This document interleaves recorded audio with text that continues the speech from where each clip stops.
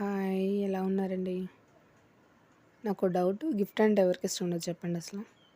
అది చిన్నదా, పెద్దదా అన్న పాయింట్ కాదు. గిఫ్ట్ అంటే గిఫ్టే.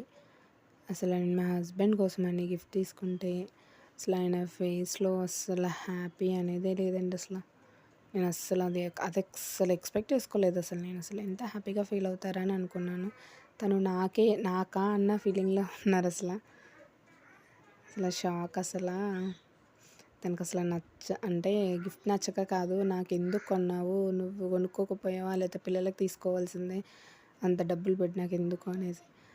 రింగ్ పెడుతుంటే గూడా వద్దు, నాకొద్దన్న ఫీలింగ్‌లో ఉన్నారు. నాకు చాలా హర్ట్ అయిపోయి హ్యాండ్‌కి పెట్టకుండా బాక్స్‌లో పెట్టేస్తున్నాను.